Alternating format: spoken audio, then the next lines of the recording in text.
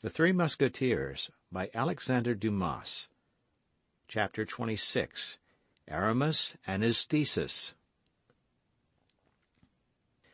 D'Artagnan had said nothing to Porthos of his wound or of his procurator's wife. Our Béarnais was a prudent lad, however young he might be. Consequently, he had appeared to believe all that the vainglorious Musketeer had told him, convinced that no friendship will hold out against a surprised secret. Besides, we feel always a sort of mental superiority over those whose lies we know better than they suppose. In his projects of intrigue for the future, and determined as he was to make his three friends the instruments of his fortune, D'Artagnan was not sorry at getting into his grasp beforehand the invisible strings by which he reckoned upon moving them. And yet, as he journeyed along, a profound sadness weighed upon his heart. He thought of that young and pretty Madame Bonacieux, who was to have paid him the price of his devotedness. But let us hasten to say that this sadness possessed the young man less from the regret of the happiness he had missed than for the fear he entertained that some serious misfortune had befallen the poor woman. For himself, he had no doubt she was a victim of the cardinal's vengeance, and, as was well known, the vengeance of his Eminence was terrible. How he had found grace in the eyes of the minister he did not know, but without doubt Monsieur de Cavois would have revealed this to him if the captain of the guards had found him at home. Nothing makes time pass more quickly or more shortens a journey than a thought which absorbs in itself all the faculties of the organization of him who thinks. External existence then resembles a sleep of which this thought is the dream. By its influence, time has no longer measure, space has no longer distance. We depart from one place and arrive at another, that is all. Of the interval past, nothing remains in the memory but a vague mist in which 1,000 confused images of trees, mountains, and landscapes are lost. It was as a prey to this hallucination that D'Artagnan travelled, at whatever pace his horse pleased, the 6 or 8 leagues that separated Chantilly from Crèvecoeur, without his being able to remember on his arrival in the village any of the things he had passed or met with on the road. There only his memory returned to him. He shook his head, perceived the cabaret at which he had left Aramis, and putting his horse to the trot, he shortly pulled up at the door. This time it was not a host but a hostess who received him. D'Artagnan was a physiognomist. His eye took in at a glance the plump, cheerful countenance of the mistress of the place, and he at once perceived there was no occasion for dissembling with her, or of fearing anything from one blessed with such a joyous physiognomy.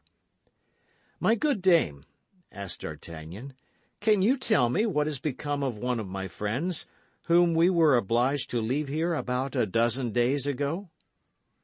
"A handsome young man, 3 or 4 and 20 years old, mild, amiable, and well made?" "That is he, wounded in the shoulder." "Just so. Well, monsieur, he is still here." "Ah, pardieu, my dear dame," said D'Artagnan, springing from his horse and throwing the bridle to Planchet, "you restore me to life. Where is this dear Aramis? Let me embrace him. I am in a hurry to see him again." "Pardon, monsieur, but I doubt whether he can see you at this moment." "Why so? Has he a lady with him?" "Jesus, what do you mean by that?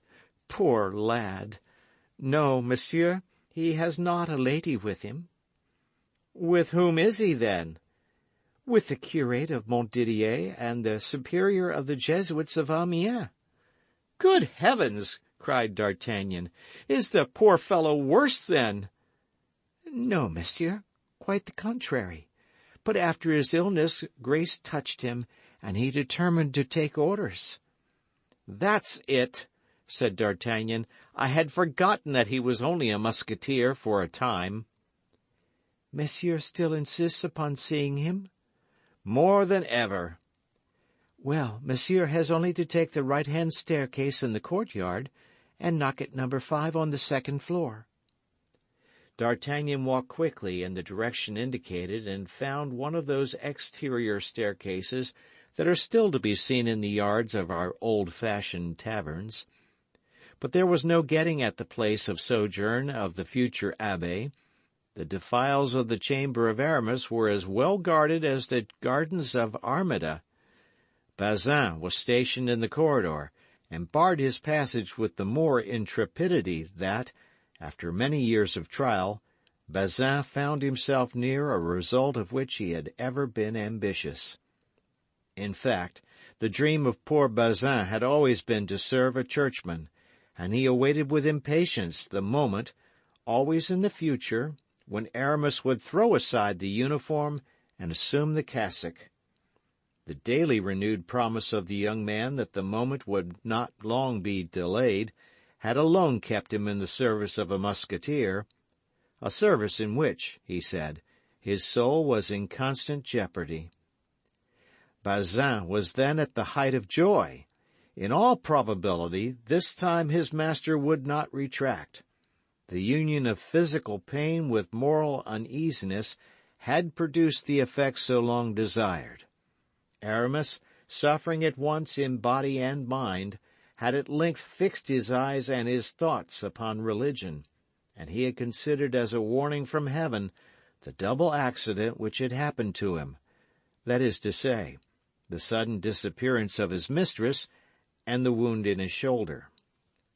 It may be easily understood that in the present disposition of his master, nothing could be more disagreeable to Bazin than the arrival of D'Artagnan, which might cast his master back again into that vortex of mundane affairs which had so long carried him away. He resolved then to defend the door bravely, and as, betrayed by the mistress of the inn, he could not say that Aramis was absent, he endeavored to prove to the newcomer that it would be the height of indiscretion to disturb his master in his pious conference, which had commenced with the morning and would not, as Bazin said, terminate before night. But D'Artagnan took very little heed of the eloquent discourse of Monsieur Bazin, and as he had no desire to support a polemic discussion with his friend's valet, he simply moved him out of the way with one hand, and with the other turned the handle of the door of number 5. The door opened, and D'Artagnan went into the chamber. Aramis, in a black gown, his head enveloped in a sort of round flat cap, not much unlike a calotte, was seated before an oblong table covered with rolls of paper and enormous volumes in folio. At his right hand was placed the superior of the Jesuits, and on his left the curate of Montdidier.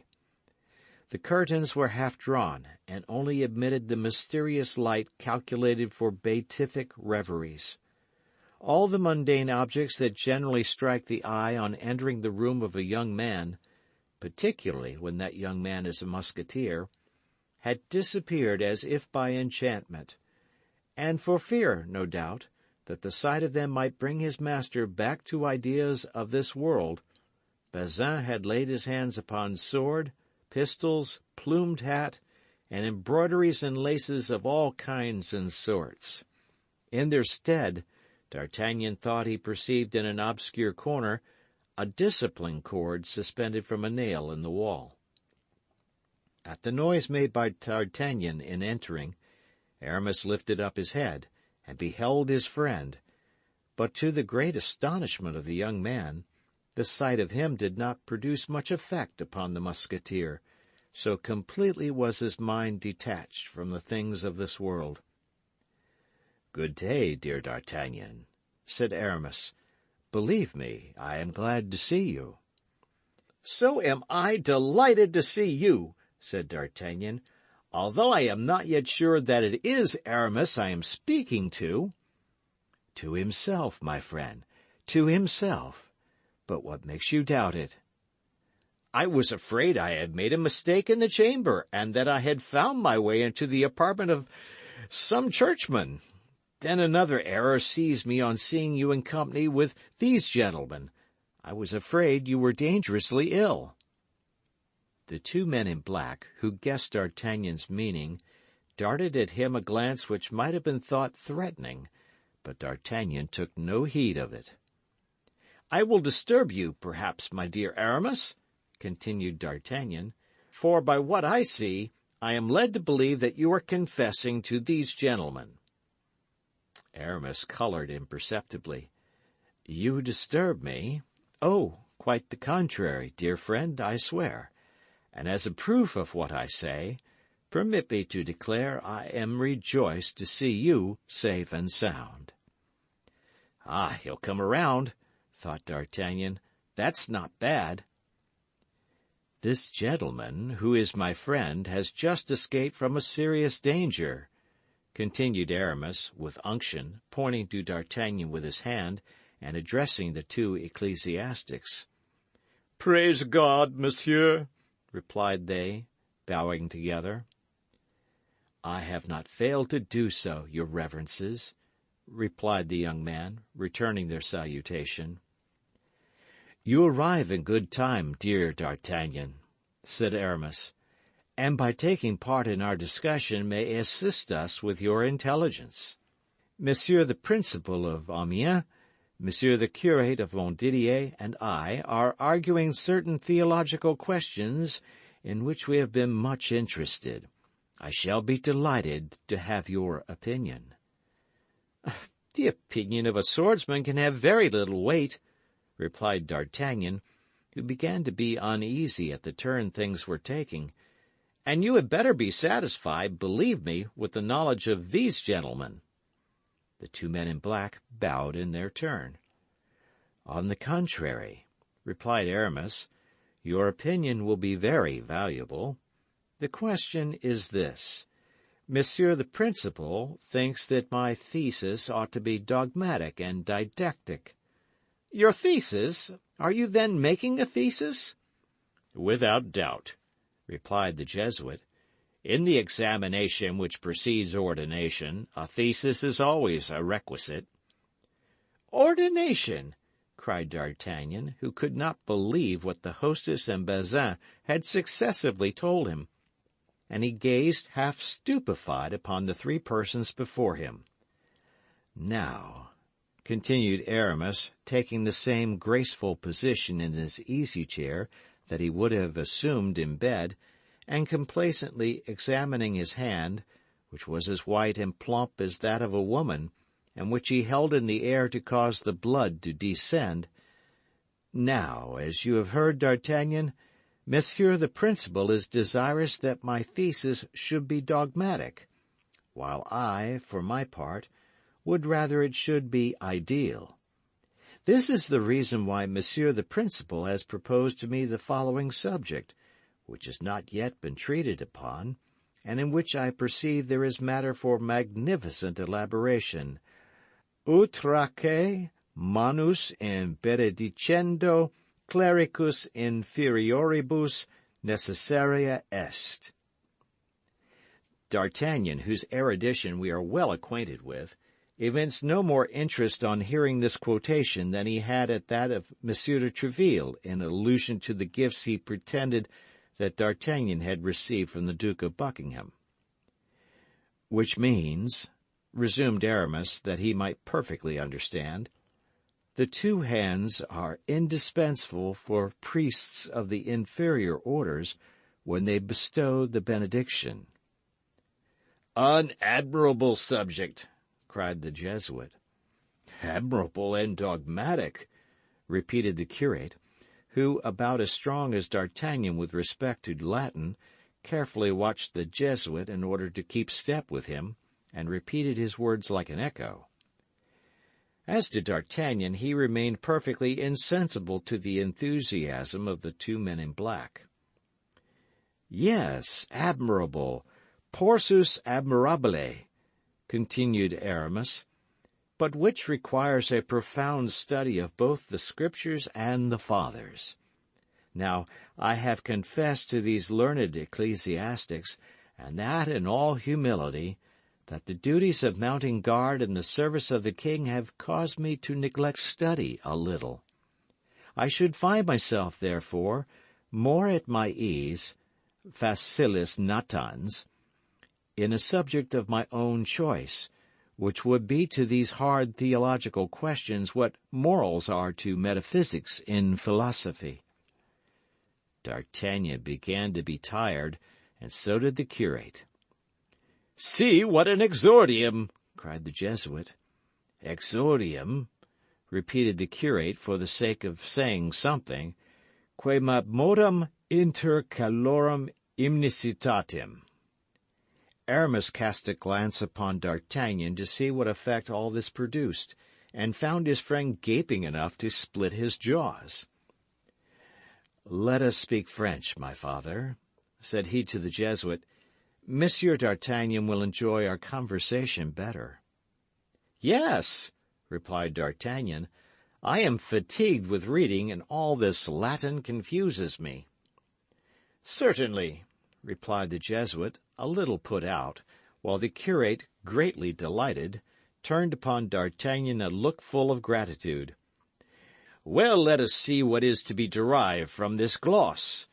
Moses, the servant of God, he was but a servant, please to understand. Moses blessed with the hands. He held out both his arms while the Hebrews beat their enemies, and then he blessed him with his two hands. Besides, what does the Gospel say? Imponite manus, and not manem. Place the hands, not the hand. Place the hands, repeated the curate with a gesture. Saint Peter, on the contrary, of whom the popes are the successors, continued the Jesuit, porge durgitos, present the fingers. Are you there now? Certes, replied Aramis in a pleased tone, but the thing is subtle. The fingers, resumed the Jesuit. Saint Peter blessed with the fingers. The Pope therefore blesses with the fingers. And with how many fingers does he bless? With 3 fingers, to be sure. 1 for the Father, 1 for the Son, and 1 for the Holy Ghost. All crossed themselves. D'Artagnan thought it was proper to follow this example. The Pope is the successor of St. Peter, and represents the 3 divine powers.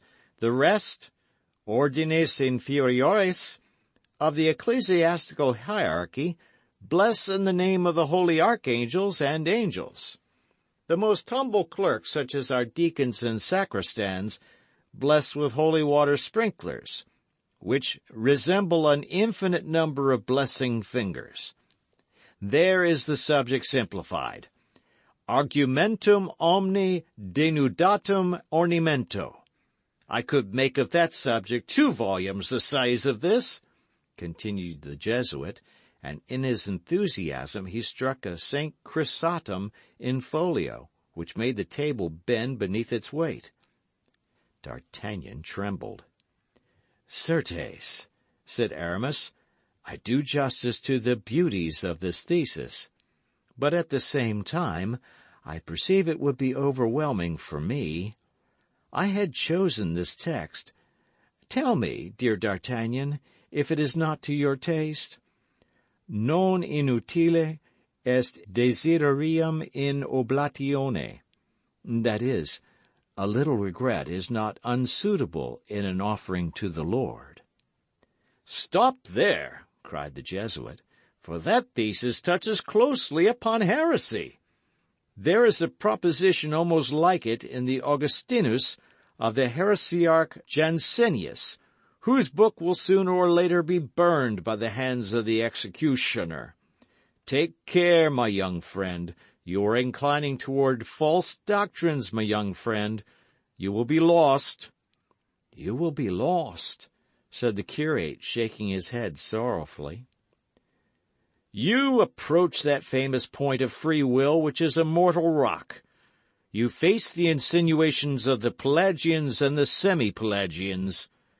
But, my reverend, replied Aramis, a little amazed by the shower of arguments that poured upon his head, how will you prove, continued the Jesuit without allowing him time to speak, that we ought to regret the world when we offer ourselves to God.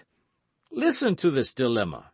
God is God, and the world is the devil. To regret the world is to regret the devil. That is my conclusion. And that is mine also, said the curate. But, for heaven's sake, resumed Aramis, Desideris diabolum, unhappy man, cried the Jesuit.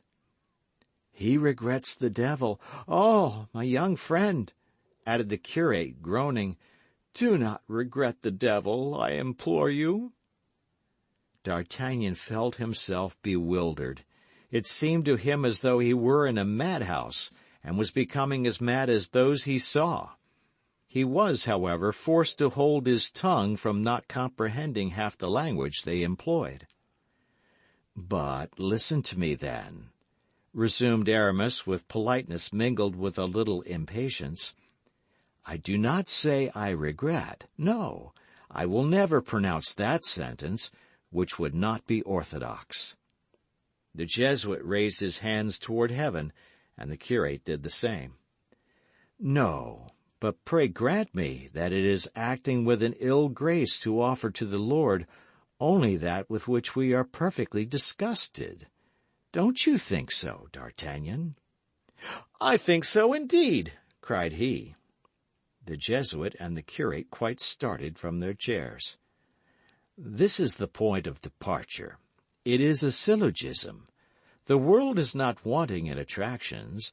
I quit the world. Then I make a sacrifice.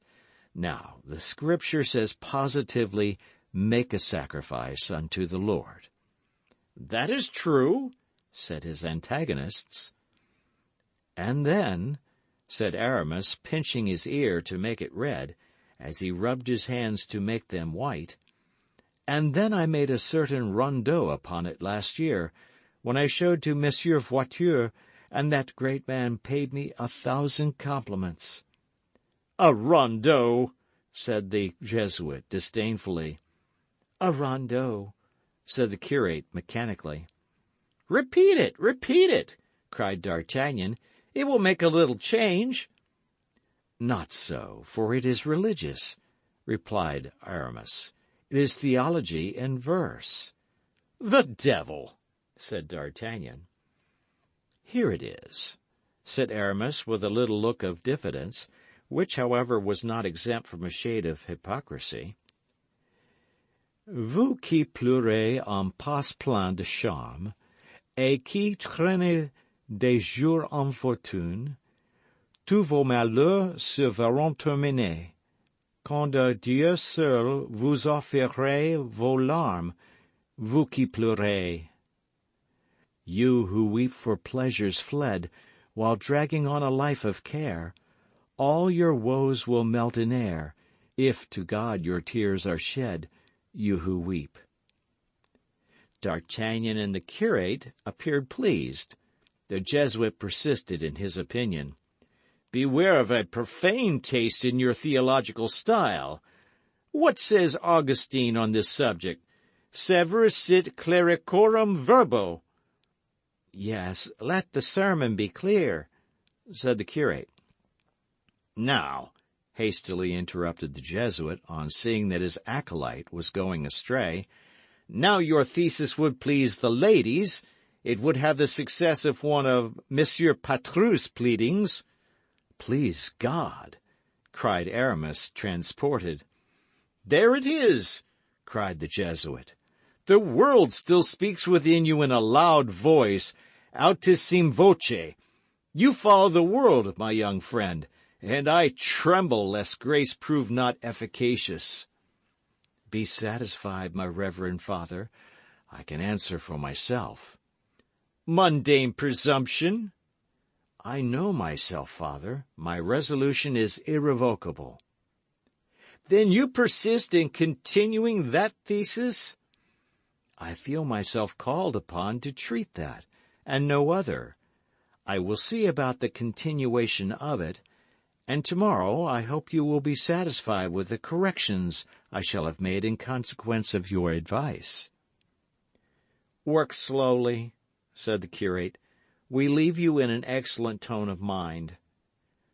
"Yes, the ground is all sown," said the Jesuit, "and we have not to fear that one portion of the seed may have fallen upon stone, another upon the highway, or that the birds of heaven have eaten the rest. Aves coeli comedurunt illam." "Plague stifle you in your Latin," said D'Artagnan, who began to feel all his patience exhausted. "Farewell, my son," said the curate, "till tomorrow." "Till tomorrow, rash youth," said the Jesuit. "You promised to become one of the lights of the church. Heaven grant that this light prove not a devouring fire." D'Artagnan, who for an hour past had been gnawing his nails with impatience, was beginning to attack the quick. The two men in black rose, bowed to Aramis and D'Artagnan, and advanced toward the door. Bazin, who had been standing listening to all this controversy with a pious jubilation, sprang toward them, took the breviary of the curate and the missal of the Jesuit, and walked respectfully before them to clear their way. Aramis conducted them to the foot of the stairs, and then immediately came up again to D'Artagnan, whose senses were still in a state of confusion. When left alone, the two friends at first kept an embarrassed silence. It, however, became necessary for one of them to break it first, and as D'Artagnan appeared determined to leave that honour to his companion, Aramis said, "You see that I am returned to my fundamental ideas." "Yes, efficacious grace has touched you, as that gentleman said just now." "Oh, these plans of retreat have been formed for a long time. You have often heard me speak of them, have you not, my friend?" "Yes, but I confess I always thought you jested." "Ah, with such things! Oh, D'Artagnan!" "The devil! Why, people jest with death." "And people are wrong, D'Artagnan, for death is the door which leads to perdition or to salvation." "Granted. But if you please, let us not theologize, Aramis. You must have had enough for today. As for me, I have almost forgotten the little Latin I have ever known.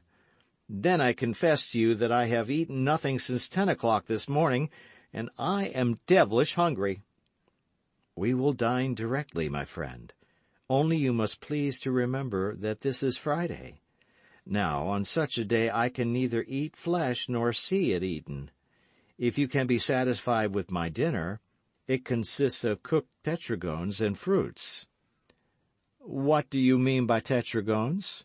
asked D'Artagnan uneasily. "I mean spinach," replied Aramis. "But on your account I will add some eggs, and that is a serious infraction of the rule, for eggs are meat since they engender chickens." "This feast is not very succulent. But never mind, I will put up with it for the sake of remaining with you." "I am grateful to you for the sacrifice," said Aramis, "but if your body be not greatly benefited by it, be assured your soul will." "And so, Aramis, you are decidedly going into the church? What will our two friends say? What will Monsieur de Tréville say?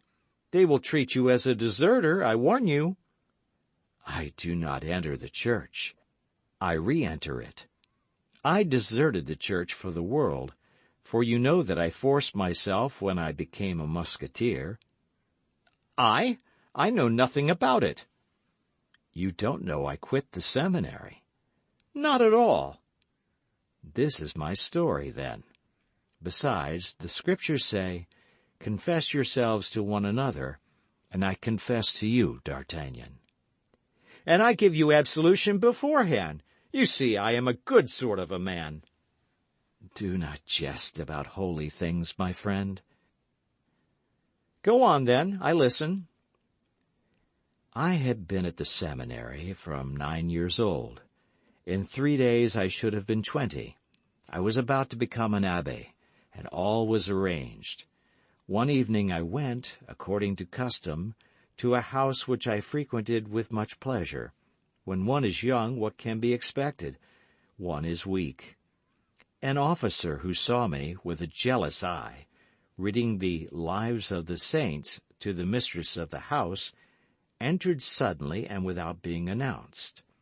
That evening I had translated an episode of Judith, and had just communicated my verses to the lady, who gave me all sorts of compliments, and leaning on my shoulder, was reading them a second time with me. Her pose, which I must admit was rather free, wounded this officer. He said nothing, but when I went out, he followed, and quickly came up with me. "Monsieur the Abbé," said he, "do you like blows with a cane?"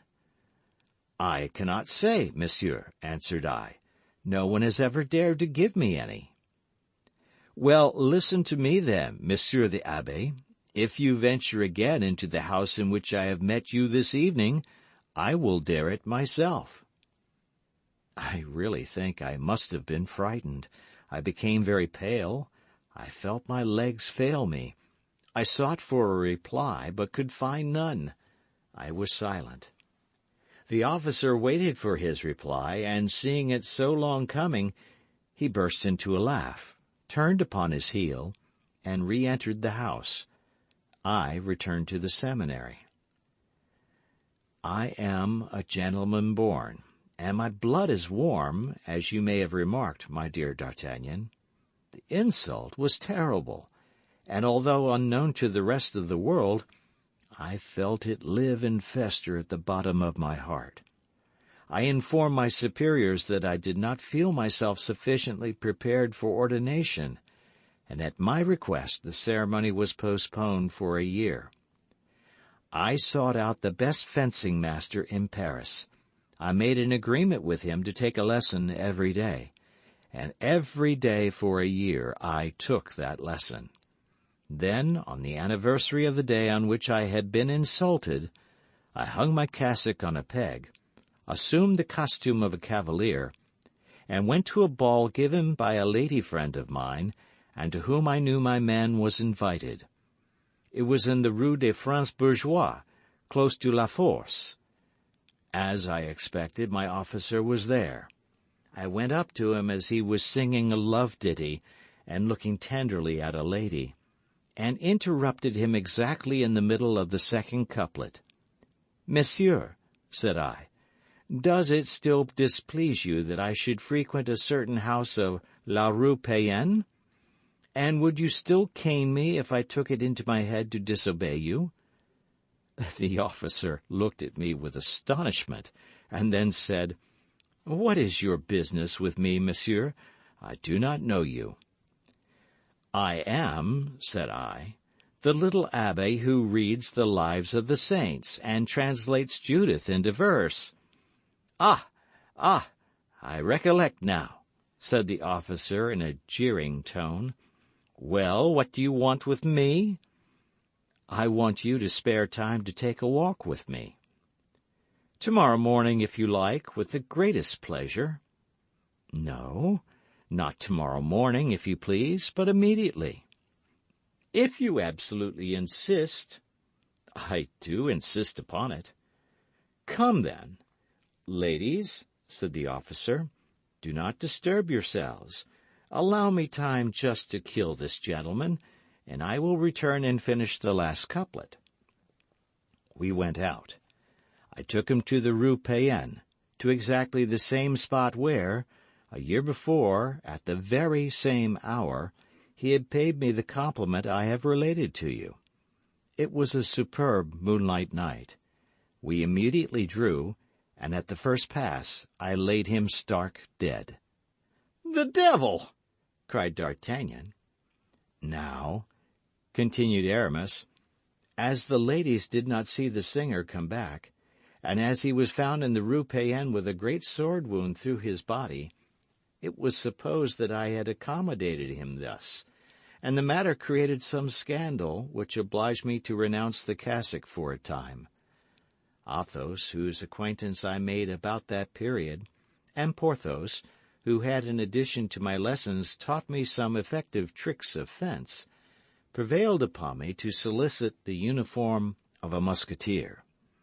The king entertained great regard for my father, who had fallen at the siege of Arras, and the uniform was granted. You may understand that the moment has come for me to re-enter the bosom of the Church. And why today, rather than yesterday or tomorrow? What has happened to you today to raise all these melancholy ideas? This wound, my dear D'Artagnan, has been a warning to me from heaven. This wound? Bah, it is now nearly healed, and I am sure it is not that which gives you the most pain. What then? Said Aramis, blushing. You have one at heart, Aramis, one deeper and more painful, a wound made by a woman. The eye of Aramis kindled in spite of himself. Ah, said he, dissembling his emotion under a feigned carelessness, do not talk of such things, and suffer love pains. Vanitas vanitatum. According to your idea, then, my brain is turned. And for whom? For some grisette? Some chambermaid with whom I have trifled in some garrison? Fie! Pardon, my dear Aramis, but I thought you carried your eyes higher. Higher? And who am I to nourish such ambition? A poor musketeer, a beggar, an unknown, who hates slavery and finds himself ill-placed in the world.